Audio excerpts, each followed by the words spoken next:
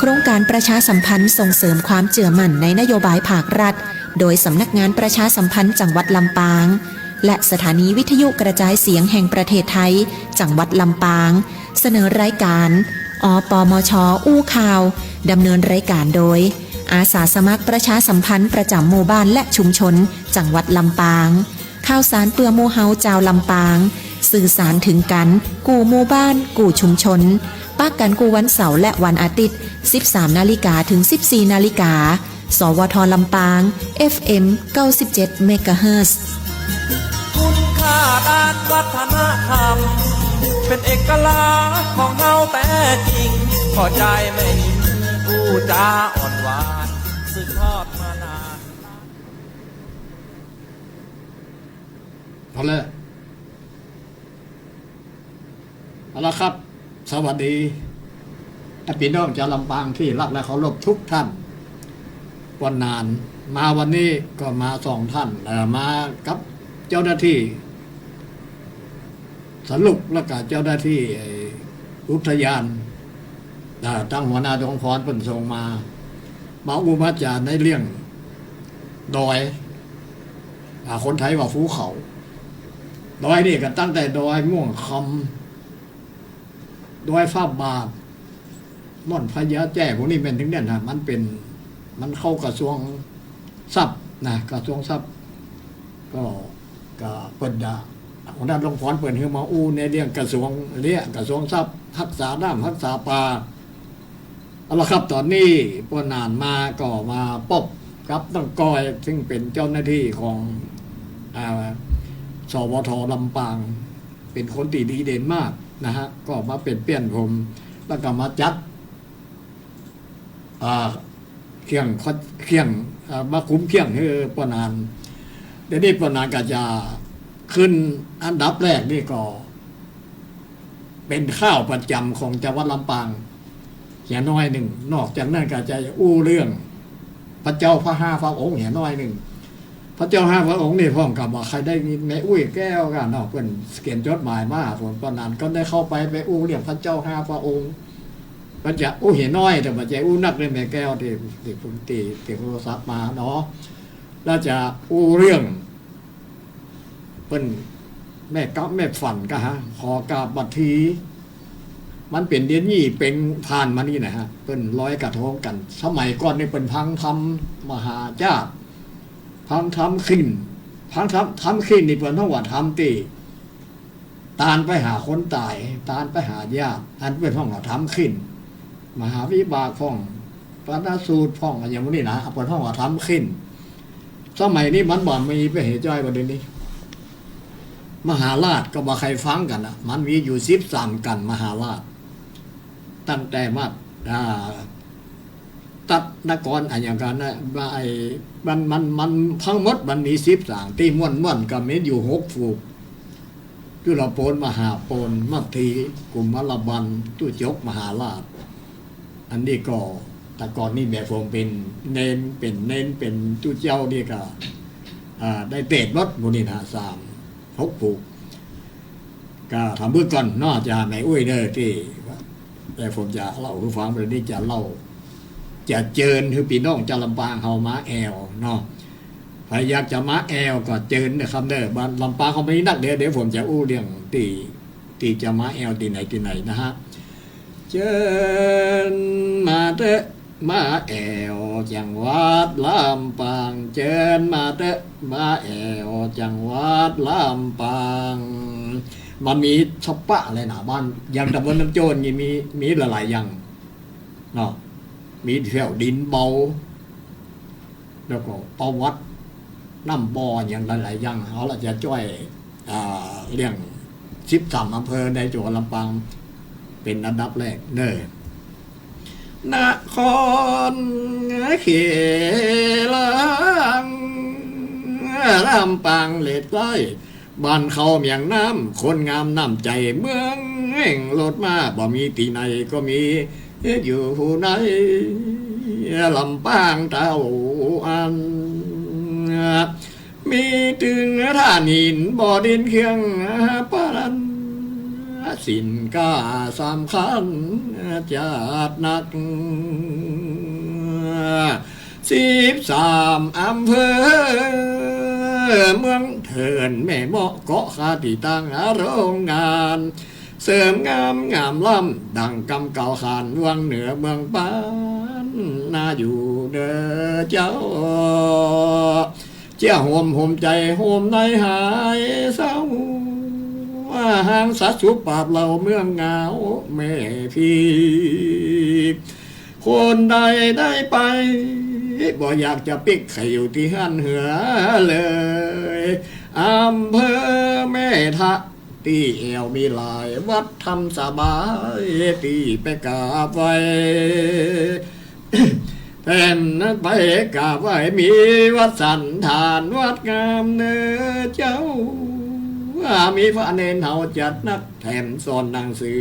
เด็กน้อยตีวัดนาฮักอยู่ผู้ยิ่งใจวัดแห่งนี้นั่นอยู่บ่พอไกลที่โหนทางไปนากุดเนอเจ้านากุดเนอเจ้าตอนนี้สู่กันทางก็แลนาย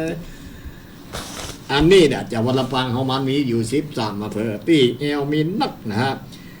ยังดอยม่วงคำเนี่ยมันเป็นสัญลักษณ์ของประวัติเก่าแก่มานานเต็มที่นะฮะหม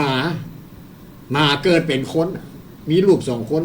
เป็นแม่หญิง1 กู้นะหมาตัวนี้นะเปิดห้องหมาคนคำเนาะมันอยู่เขต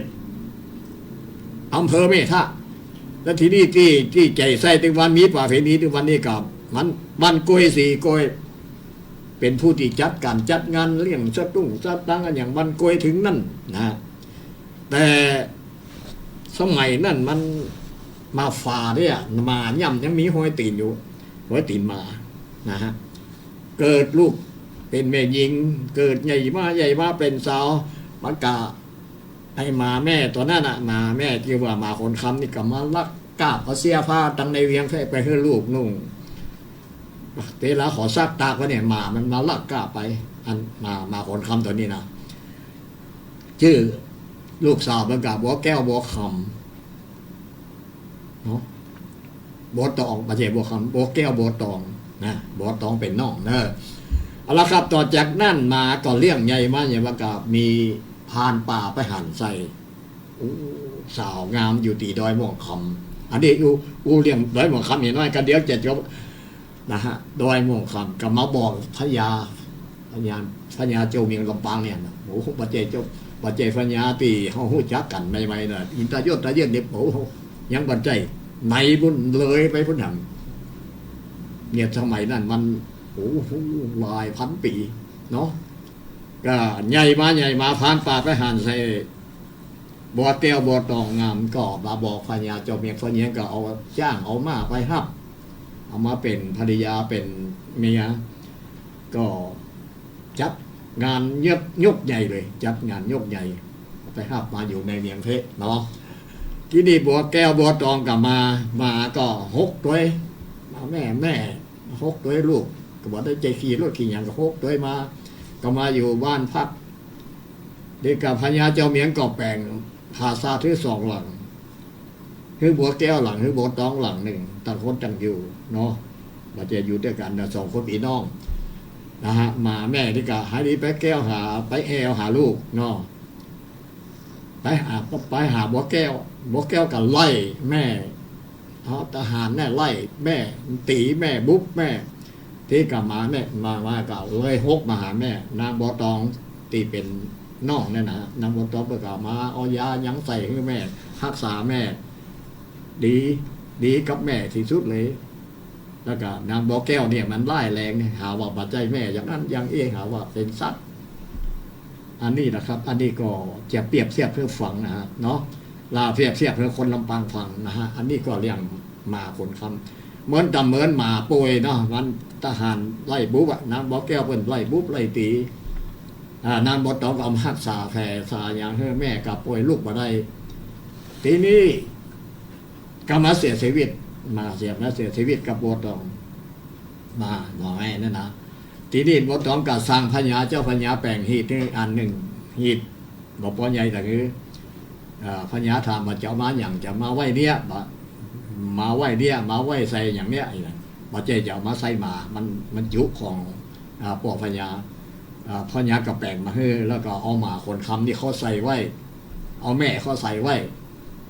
เมินต่ำเมินเบิร์ดต่ำเมินพญาก็มาถามว่าในฮีต้องมาใส่อย่างขอพอแล้วก็ปดมาได้ก็เอาฮีมาเปิดฟอ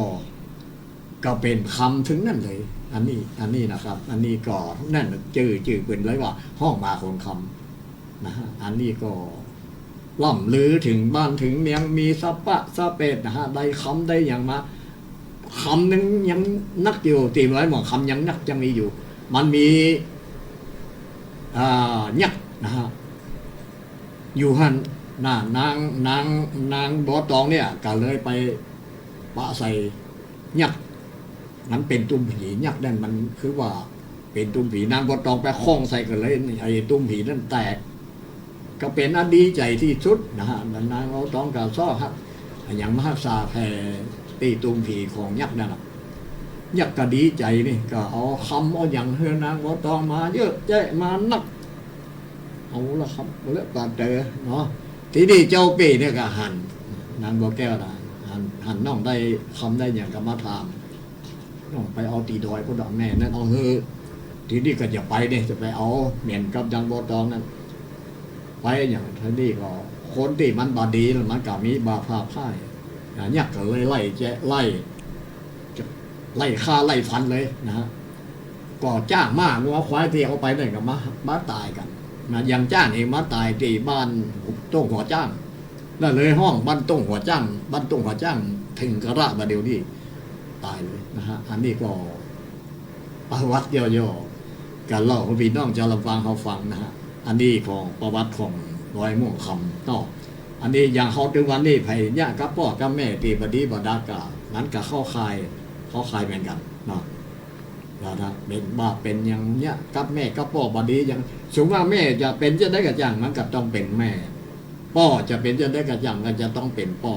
นะครับ อันนี้ต้องรักษาบุญคุณของพ่อแม่ไว้ให้ดี คนเขาเกิดมาเนาะมันบ่หายไปไหนเด้อครับเด้อเอาละครับอันนี้แถมเรื่องนึงบ้านน้ำโจนะประวัติบ้านน้ำโจนี่ก็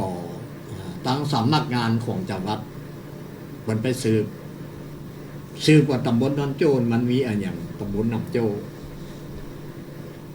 ก็ไปตีเทศบาลก็ทั้งเทศบาลกับห้องคนเก่าคนแก่มาตอบแล้วก็ห้องผมไปคนหนึ่งก็อย่างตำบลน้ำโจมันมีอยู่หลายสิ่งหลายอย่างเนาะอย่างบ้านน้ำโจนี่ตาเมินนี่มันเป็นบ้านน้ำโจวันนี้เอาไม่โทรข้อใส่เป็นบ้านน้ำโจแต่ก่อนนี่บ้านเป็นบ้านน้ำโจมันมีลวกหมู่หนึ่งเอาของมาขายเอามาปื้นเก้าสี่มันมีอยู่หัน3ต้นในบ้านน้ำโจมีน้ำบ่ออยู่หันบ่อหนึ่งน้ำบ่อนี่เป็นที่นี่ยังมาหายแต่ก่อนว่าเดือนยี่เป็งเนี่ยนะบาทข้าวต้มเนี่ยยังเอามาอยู่เอามาตีน้ำบ่ออย่างอันหนึ่งป้อหนึ่ง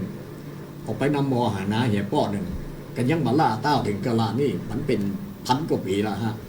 ก็บาล่าบาควง3 ต้นนี่ก็อยู่อย่างนั้นนะก็เวลาฝนบาตกมาห้องนี่ก็เอาทำมาเตะตีปื้น94พวกนี้อันนี้เป็นนอกว่ามาเก่ามาแก่ของบ้านน้ำโจแล้วทีนี้ยางเนี่ยลวกเนี่ยมันมัดไปตักเอาน้ำง่าไว้สีน้ำมากินมันจะนกหนูหูปิกมันกินอย่างมันก็ไปเคลงทันนะก็เป็นง่ามไม่สีนั่นมันกินที่นี่มูกีปอก้าลวกเนี่ยที่มันนอนอยู่หันเอาน้ำเนี่ยมากินก็เลยเมาก็เลยห้องออกบ้านน้ำโจประวัติบ้านน้ำโจอันนี้ก็ประวัติของบ้านน้ำโจนะฮะก็เลยเป็นบ้านน้ำโจเอาไปโทรข้อใส่เก้า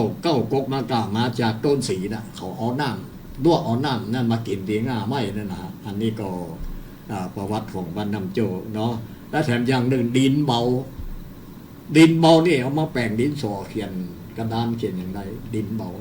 มันมีอยู่เทศตำบลน้ำโจเนาะอันนี้ผมก็เล่าประวัติให้พี่น้องได้รับฟังนอกเก่าแก่ อันนี้เขาก็ยังปนานนี่ก็รักษาสถิติของวัดอย่างลำปางเขาเนี่ยวัดที่สำคัญที่สุดนี่เขาอยู่เย็นเป็นสุขทุกวันนี่มีวัดพระแก้วดอนเตาพระแก้วดอนเตาพระกาไล่อันนี้คุ้มครองจังหวัดลำปางเป็นคุ้มครองเป็นพระประจำบ้านจำเมืองเป็นพระโอ้โหประเดี๋ยวธรรมดานะครับมามีอยู่วัดพระแก้วดอนเตานะวัดเจ้าคณะจังหวัดโดยล่อแห่งวัดหนึ่งหลายวัดลำปางนี่นะเจิญมาแอวเด้วัดสัปปะที่มีสำคัญนะวัดหลายวัดก็ดีมากที่จังหวัดลำปางเขาเกิดมาลำปางนี่หมายเขาว่าโชคดีนะฮะมาโชคดีมีบุญมีบารมีบุญญาปารามีหลายอย่างเจ้าหน้าที่หรืออันอย่างนี้ต่างๆเนี่ยมาปลดเกษียณนี่เยอะแยะนะอย่างทั้งผู้ว่าก็มาปลดเกษียณนี่ก็หมายความว่าบ้านเมืองลำปางเขาเนี่ยมันมีนาบุญนักกันเดียวมีพระมีเนนมีอย่างหลายอย่างนะฮะมีกำหนดกินประเพณีสัปปะ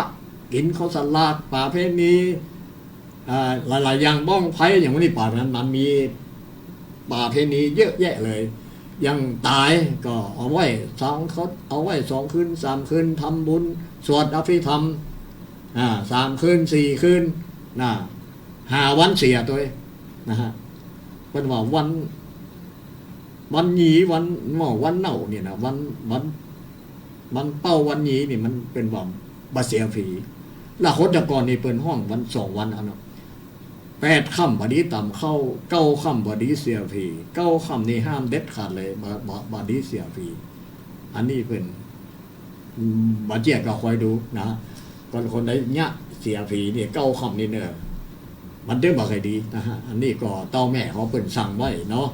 อันนี้ก็เรื่องประวัติของจาลำปางนะอย่างวัดน้ำโจนี่ก็มีถ่ายอย่างนะมีบัจเจมีใหม่สีมามีโบสถ์กลางน้ำเป็กตุกก็ได้มาลงโบสถ์อ่านปาโมกกับอ่านปฏิโมกนี่ก็มาอ่านกันท่านตู้เจ้านะหลาย10 ตนมีโบสถ์กลางน้ำบ้านน้ำโจอันนี้ก็เล่าย่อๆของวัดตำนานของบ้านน้ำโจเนาะเอาละครับอันนี้ก็มาแจ้งมาคันเดียวมาโดยเจ้าหน้าที่อุทยานเจ้าหน้าที่สรุปที่ช่วยกันทักษาป่าในวันเนี้ยนะเป็นกระทรวงทรัพย์เนี่ยอย่างไม้ต่างๆนาบอยผ้าบาทบอยอย่างนี้ทักษาไว้อันนี้ก็กระตึกคืบหนามาแล้วก่อนย้อนหมูเนี่ยเจ้าหน้าที่เขาตีมาตัวนี้เพื่อจะมาอู้เลี้ยงผ้าป่ามาขึ้นมาถึงโดยม่อนพญาแจ้เลยนะฮะโดยนั้นเป็นผ้าบาทด้วยผ้าบาทนะหลายที่สำคัญแต่ก่อนนี่โอ้โหดักคำมีไม่สักอย่างนะฮะเดี๋ยวนี้กระตึกคึกด่าละอันนี้ก็เจ้าหน้าที่มาตัวนี้ก็เจอมันจะมาช่วยช่วยจ่าในเรื่องอุทยานเอาป้อมเนาะเจ้าหน้าที่เจนเอาป้อมคือเป็นเจ้าลำปางเขาฟังนะเจนแอวได้กระบายแอวได้นะครับครับขอบคุณปอบุญศรีตัวนะครับตีได้เล่าประวัตินะฮะตังวันโกยมาผมเกิดไงมาอายุ42 ปีเนี่ยกำลังเคยได้ยินเนี่ยนะว่าเข้าลึกซึ้งขนาดนี้นะครับก็เรื่องมันแบบน้อยๆนะแม่นครับเราเยอะๆคือได้ยินมาเหมือนกันนะแต่บ่ได้ยินแบบว่ายาวถึงแบบถึงยาวตีฮับหูมานะครับก็ขอบคุณครับขอบคุณปอบุญศรีที่ตีคือข้อมูลนะครับก็ผมนะครับป้อมสลาวุฒิศรียอดนะครับเป็นเจ้าที่อุทยานแห่งชาติเขตลางบรรพตนะครับวันนี้ก็มามีโอกาสนะครับมาข่าวประชาสัมพันธ์นะครับของในอุทยานว่าในห่วงเดือนตุลาที่ผ่านมาเนี่ยทางอุทยานเขตลางบรรพตเนี่ยได้มีกิจกรรมหลายอย่างนะครับช่วงนี้ก็เป็นช่วงของกฐินนะครับครับกฐินพระป่าพ่องอย่างเงี้ยครับเดี๋ยวก็ไปหลายวัดเหมือนกันนะครับบอกว่าจะเป็นวัดบ้านไห่ศิลาทองวัดมอนพญาแจ้นะครับและวัดอื่นๆตีต่างอุทยานได้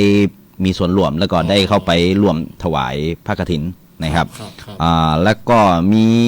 ในห่วงของเดือนตุลาก็จะมีหลายๆเหตุการณ์ตีต่างอุทยานเนี่ยได้มีกิจกรรมทำก็คือวันรักต้นไม้ นะครับก็มีการปลูกก็ไม่เสริมนะครับมีการพรวนดินนะครับพรวนดินใส่ปุ๋ยนะครับเหมือนกันเขาบำรุงก็ไม่ไปในตัวนะครับแล้วก็กิจกรรมที่เข้ากับคนลำปางชอบสายเดินป่านะครับพี่ปอตอนเนี้ยใกล้หน้าหนาวละเดี๋ยวหมดฝนเนี่ยก็เจอกันแน่นอนนะครับกับกิจกรรมแบกเป้เข้าป่านะครับให้ธรรมชาติหิวใจครั้งที่2นะครับอันนี้เป็นครั้งที่2แล้วนะปอนะครับในครั้งที่2เนี่ยครั้งแรกนะครับครั้งแรกที่เขาจัดมาเนี่ยคือจะมีอยู่2กลุ่มนะครับกลุ่มที่ว่าเขาชอบสายวิ่งเทลนะครับเส้นทางก็คือนภาจ้างกิวสนดอยฝรั่งนะครับนี่ครับเส้นครับผมก็เป็นเส้นทางศึกษาธรรมชาติของทางอุทยานแห่งชาติเขลางบรรพตนี่ครับได้ทำไว้นะครับครับแล้วก็อีกกลุ่มหนึ่งก็เป็นกลุ่มที่ว่าชอบธรรมชาติเดินตัวนะครับเก็บภาพเก็บบรรยากาศบนเขาบนดอยของเขานะครับครั้งแรกก็ได้รับการตอบรับที่ดีคนประมาณ50 กว่าคนโอ้เยอะนะครับเยอะจริงๆแล้วก็ตอนนี้ก็คือผ่านพ้นหน้าฝนไปน่าจะเริ่มกิจกรรมครั้งที่2เนี่ยแบกเป้เข้าป่าให้ธรรมชาติหิวใจนะครับครั้งที่2นะครับตอนนี้ก็จะจัดแหมนะครับเพราะว่าได้รับการรีเควสต์มาจากประชาชนแล้วก็คนตีสายเทลสายวิ่งเทลแล้วก็สายเดินป่านะครับจะไปเก็บบรรยากาศตรงนั้นนะครับในส่วนของกิจกรรมเนี่ยก็จะมีการเดินวิ่งนะครับแล้วก็จะมีการเก็บภาพไปในตัวในระหว่างการวิ่งเทลหรือการเดินป่านะครับตรงนี้ก็จะมีกิจกรรมส่วนมากนะครับส่วนมากของเขาจะจัดขึ้นคือเดินขึ้นตีหน้าจุดสตาร์ทนะครับจุดสตาร์ทจะอยู่ตีศาลเจ้าป่อเขางามตีบ้านสายใต้นะครับแล้วก็ลงตังตีบ้านสายใต้อันนี้ครับผมครับแล้วก็จะเส้นทางลงก็ตรงตีวัดม่อนพญาแจนะครับส่วนกิจกรรมหรือรายละเอียดต่างๆนะครับทางอุทยานจะแจ้งในหน้าเพจของ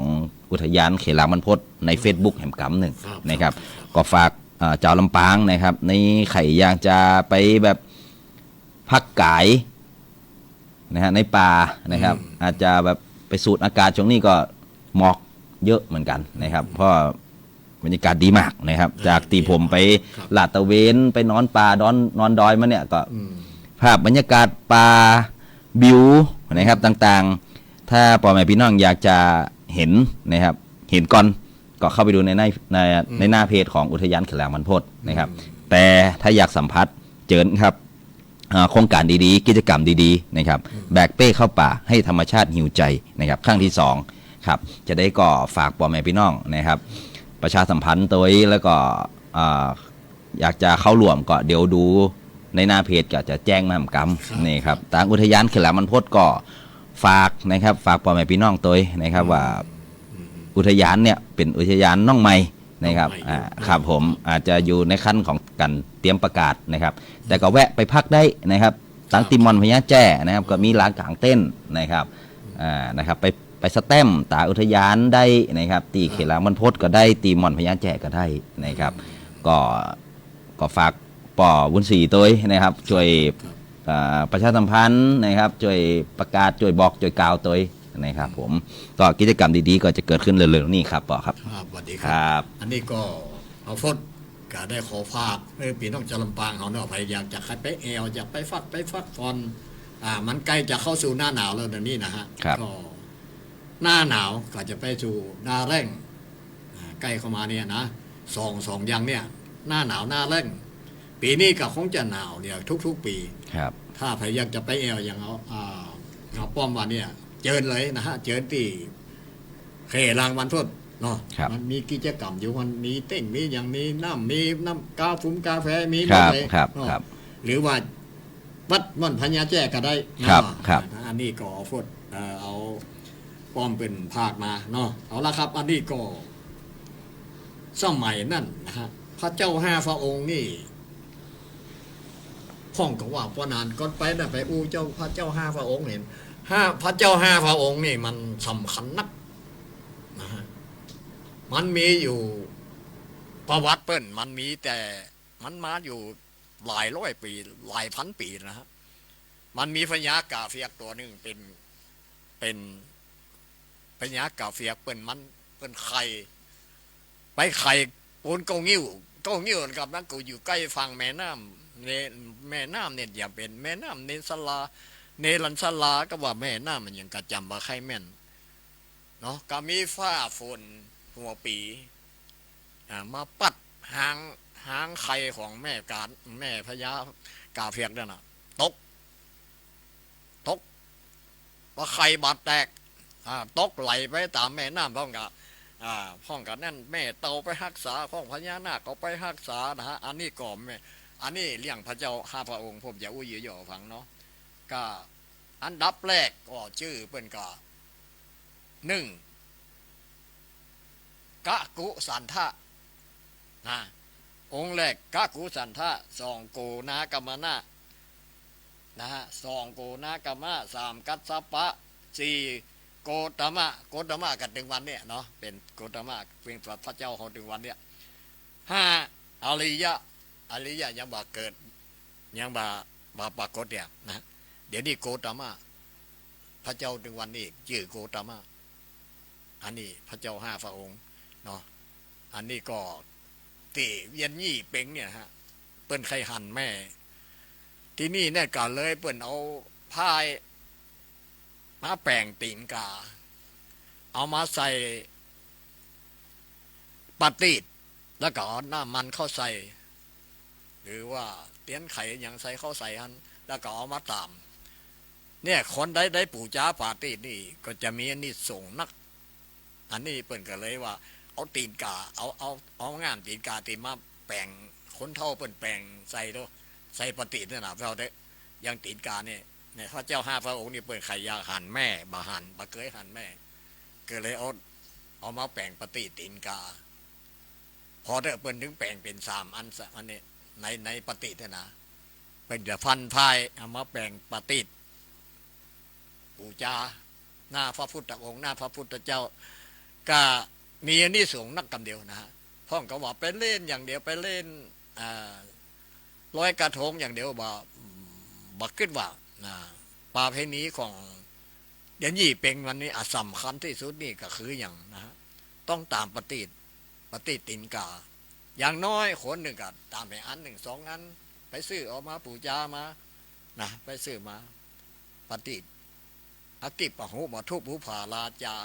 ติเนตตัวสีกัปปะโกมหาปัญโยอันนี้กัมปู่จาเตียนเนาะอันนี้ก็ตามปฏิตามกรมไพ่หลายๆอย่างเด่นยี่เป็งนี่นะฮะอันนี้มันผ่านพ้นมาเขามาแต่ปนานมาหันถึงวันนี้คนมันบักเกิดถึงบะมีบ่ใครมีไปแล้วใครล่าเลยอยากจะค้นคว้าคือมันกลับขึ้นมาฟ้องตั้งที่คนเท่ามาเก่าตีหักษาไว้นี่คือมันกลับมาฟ้องจะไปล่าเลยนะปนนั้นเขาขอสั่งบูคนเท่าคนแก่บ้านเท่าตีได้ยินเสียงนี่ก็คือลูกคือผ่านฟังเขาจะไปล่าขี้เก่าขี้แก่ให้เย็นเนาะฟ้องกันละเลยเหี่ยเลยเอาไปตั้งหน้าเป็นไปติ๊กนะก็เลยบ้านเมียงเขามันจะนี่นะบ่ใครดีนะต่อไปจะเรียกว่าละแต่เรียกบ่ได้นะเขาจะไปละขี้เก่าขี้แก่อย่างกำข้าวกำเคียนี่ก็หายไปละจะว่าใครมีละเนาะแต่ก่อนนี่เฮิกเหิมกันนะก่อนตายก็เอาเหล้าเอาข้าวมาเหล้าเป็น5 คืน 6 คืนบุ่นบ้านที่ตายนะ6 คืน 10 คืนอันนี้บ่ใครมีละเนาะก็มดไปเป็นอย่างวาระของไว้วาระของมันแต่ว่าเขาก็ควรจะรักษาไว้สักนิดนะสัก100%นี่รักษาไว้สัก9% 10%ก็ยังดีเนาะอันนี้ป้อนานก็เล่าประวัติอย่างต่างๆให้พี่น้องได้รับฟังนะครับเขาจะเป็นละขี้เก่าขี้แก่ให้เจียนมันก็จะบ่ใครดีนะจะลำปางทุกท่านเนอะแม่อุ้ยแม่ป้าเนาะ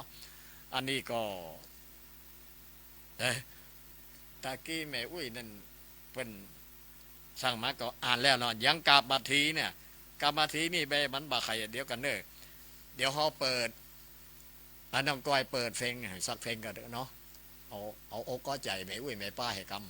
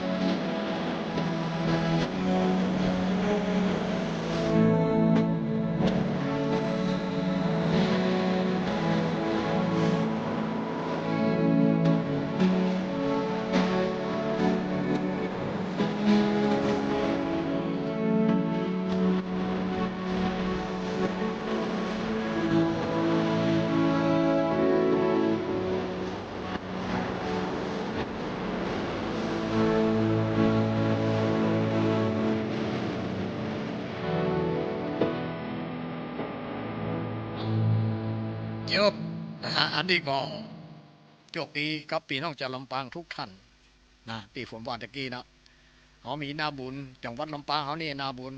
เยอะแยะเพราะว่าที่สำคัญมันอยู่ที่จังหวัดลำปางเขานักที่อย่างพุนานว่านั่นมีวัดสำคัญกันนักนะฮะอันนี้ก็บอกก็เราสิบมือพี่น้องแม่อุ้ยแม่ปลารับฟังแล้วครับปีที่แล้วได้3 ปีเข้ามานี่เนาะผมนี่เป็นประธานสภาเกษตรตำบลระดับตำบลก็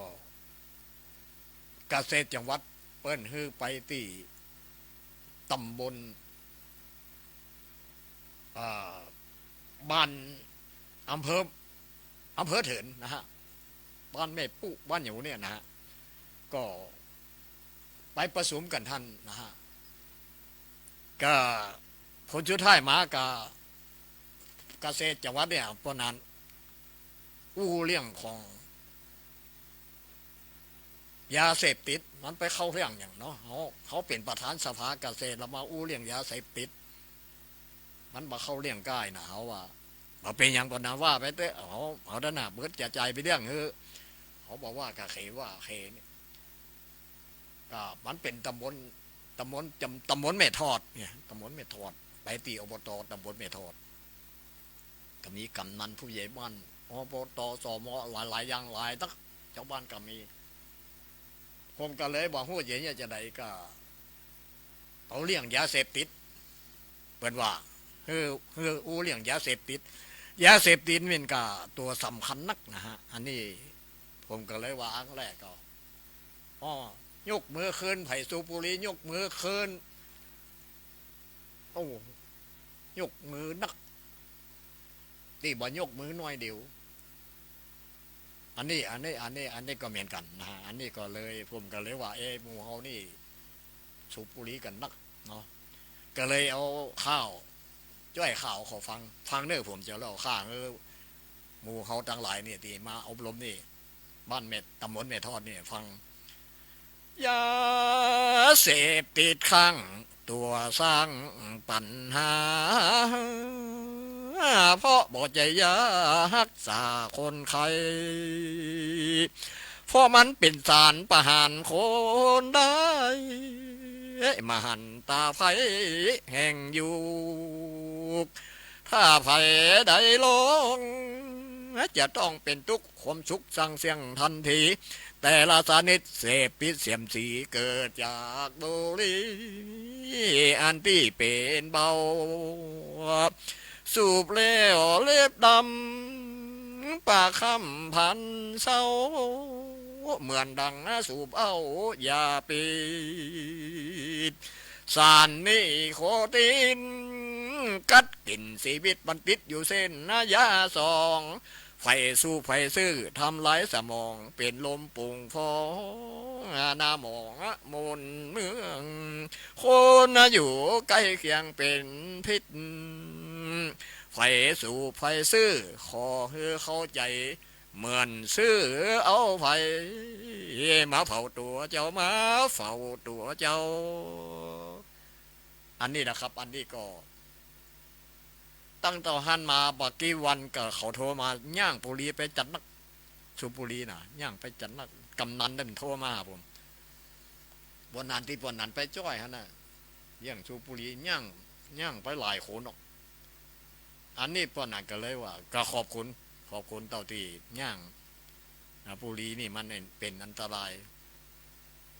ยาสูบยาอย่างต่างๆมันติดซองนี่เพิ่นถึงบอกให้สูบก็หมู่ที่เฮาลำปางทุกท่านได้รับฟังอยู่นี่ก็ดีแล้วบอกต่อไปเนาะสูบบุหรี่คืองดเอาขวางเนี่ยเนาะอันนี้มันไม่มีประโยชน์สูบบุหรี่สมัยก่อนนี่แม่อุ้ยแม่ป้าเฮาสูบกะเพิ่นอมเมียงดูเพิ่นบ่เป็นมะเร็งเลยเดี๋ยวนี้ลองเด้อเนาะพอมันสูบบุหรี่อย่างเดียวมันบ่อมเมียงอันนี้ก็มันบ่ได้ตัดอะไรอย่างซะอย่าง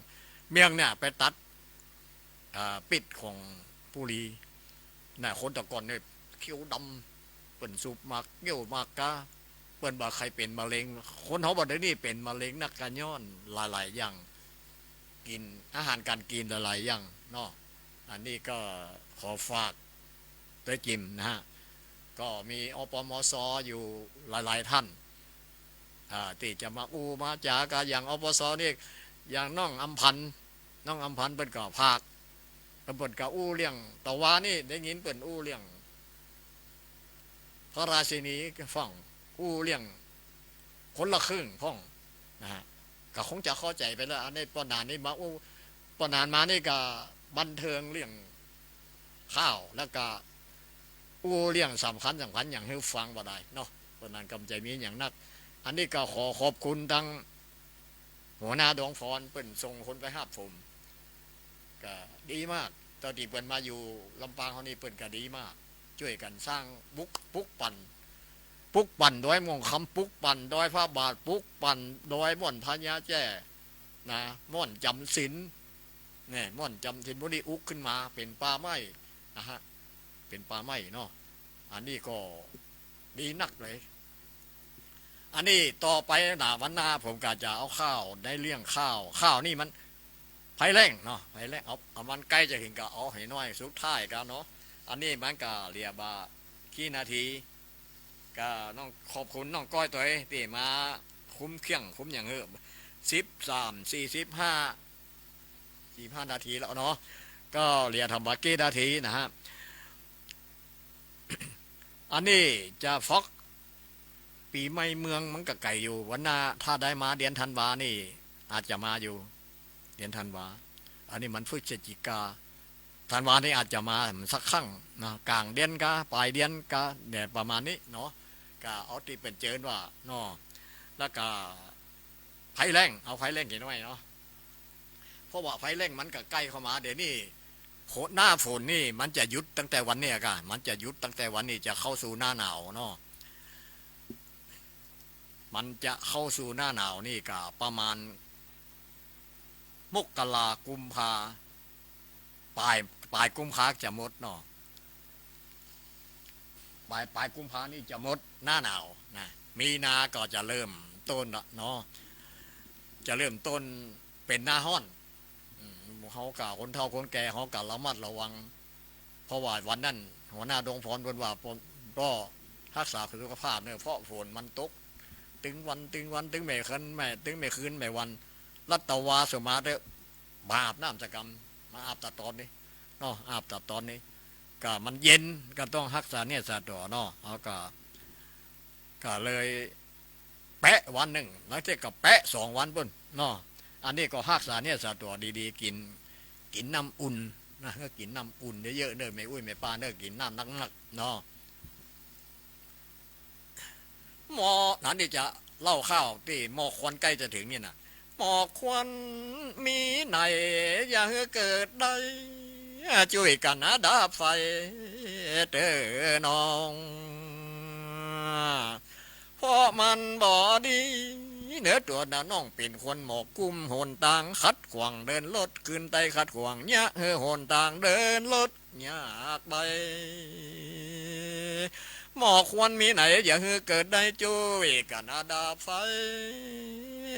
เด้อน้องเฝ้าป่าไฟโซนโวเวียนเตต้องท่องตินวานร้านนาลำปังเขตคายเฮาป่าธนาอย่าไฟยาไฟป่าเกิดขึ้นสิ่งแวดล้อมเฮยช่วยกันแต่ตื่นเฝ้าป่าดงดอยเขตพื้น13 อำเภอ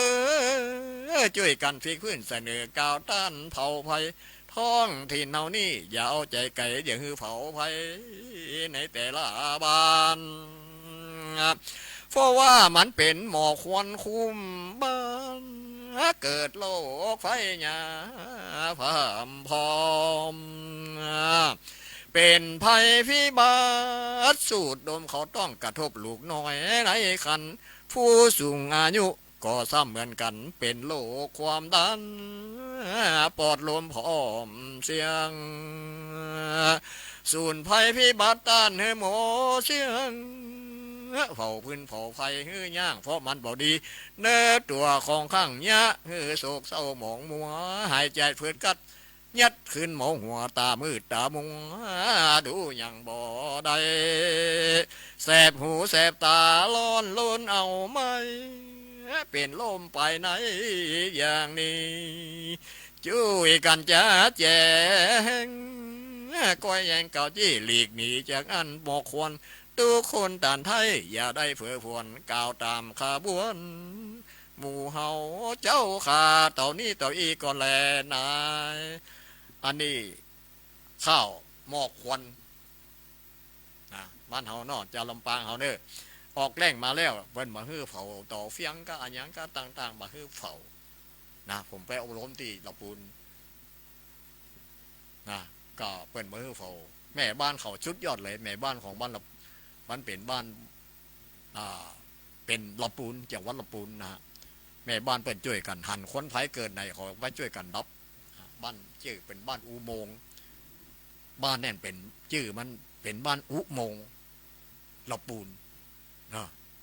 แม่บ้านเขาสุดยอดเลยนะฮะอันนี้ก็ขอภาคไม่มีป่าเขาต่อไปก็ระมัดระวังฟืนไฟนะมันจะเข้าสู่หนาแรงแล้วเนาะก็เตรียมไว้ก่อนเนาะเอาละครับอันนี้ก็วันนี้ปนานมาจากบ้านนำโจบูนที่5เดี๋ยวนี้อายุปนานนี่ก็93 92 93จะย่างแล้วก็อยู่กับแม่อุ้ยแม่อยู่กับแม่อุ้ยป้าลูกกับหลานไปเลยเนาะแล้วแต่หน้าบุญเพราะว่าเขาเกิดมาทั้งทีเป็นหวังจะทำดีไว้ตอนนั้นก็สร้างไว้เยอะนะสร้างถนนหนทางสร้างโรงเรียนสร้างวัดสร้างวัดก็สร้างวัดนี่ก็หลายอย่างศาลาปะเรียน1ศาลาปะเรียน2โบสถ์3พระวิหาร4กติที่ตุเจ้านอนทุกวันนี้เนาะช่วยกันก็เขาเป็นหัวหน้าสร้างทั้งนั้นเนาะอันนี้ก็บอกเขาเราเซฟเขาก็ช่วยกันสร้างวัดสร้างว่าช่วยกันบูรณะหลายอย่างเนาะแม่อุ้ยแม่ป้าตีระดับพังนี่ก็ต้องมันไหวฟ้าเนาะอย่างไหวฟ้าเนี่ยไหวฟ้าประจำวันฝั่งไหวฟ้าวันเกิดฝั่งไหวฟ้ารักษาเนี่ยสาตัวเขาเนาะยังเทวดาเนี่ยเทวดามันเป็นดึงรักษาตัวเขาเป็นตัวไปขับคุยเทวดารักษาตัวให้หนาผมก็มีไผ่ก็มีทุกคนเทวดารักษาตัวเขาต้องทำบุญกินทานหาเทวดาที่เขาที่รักษาตัวเขาเนี่ยเนาะก็สุดท้ายเนาะก็ขอบคุณตั้งน้องก้อยก็ดีนะฮะตั้งที่เป็นหัวหน้าแล้วเป็นพิธีกรดีเด่นที่สุดเลยนะฮะน้องก้อยนี่นะก็เปิ่นอู้ข่าวโต๊ะเมียงเหนียกับป้าลัดดาม่วนดีเปิ่นไข่หัวตัวอย่างตัวเขาม่วนอันนี้เปิ่นก็มีเทคนิคดีไปอย่างนะดีไปอย่างไข่หัวยิ้มย่อยไปตลอดอันนี้เปิ่นก็ว่าปรับปรุงคนลำปางเอามาเยอะนะฮะผมก็ได้รับกินรับฟังนะน้องแอลก็เป็นกันอู้เลี้ยงมนเมียงเหนียก็อย่างก็โมนี่นะฮะน้องยุ้ยก็เหมือนกันอู้เรื่องการเดินโลกเดินหนังการแนะนำให้เจ้าลำปางเวลาไปไหนก็เดินรถเดินอย่างนี้ก็ก่อยๆนะน้องเป็นอู้ฝังมดอันนี้ก็ดีมากเลยนะฮะอันนี้ก็ขอบคุณทางสวทและกับทางผู้อำนวยการสวทวันนี้ปนานมาก็มาอู้เรื่องที่มันผิดพลาดอย่างใดก็ขอสุมาอาภัยตัวจิมแล้วก็ขออวยสินได้ฟอนให้น้องก้อยอยู่ดีมีสุขปีไม่เมียงก่อนอย่ามาปั่นปอนยาวๆปั่นปอนให้ปีน้องเขาได้ปัดเคาะปัดไผ่นะจะมาปัดเคาะปัดไผ่ให้ทำเตี้ยนกันเนิ่นเดือนกุมภามีนาเมษาพฤษภามิถุนากรกฎาสิงหากันยาตุลาพฤศจิกาธันวาได้ปอนนั่นจะมาแถมกับจะมาปัดเคาะอวยฟอนวันเชียงปีเนาะมันเชียงจะเชียงเดือนธันวาวันนั้นจะมาอวยฟอนคือเอาละวันนี้ก็ขอบคุณทางหัวหน้าดวงพรที่ส่งคนไปฮับขอบคุณทางอำพูนด้วยการของสวทและขอบคุณนั้นน้องก้อยที่คุ้มเคียงคือผลอาได้อูได้จานี่เอาละครับก็ทุกท่านสวัสดีตัวนะครับสวัสดีครับ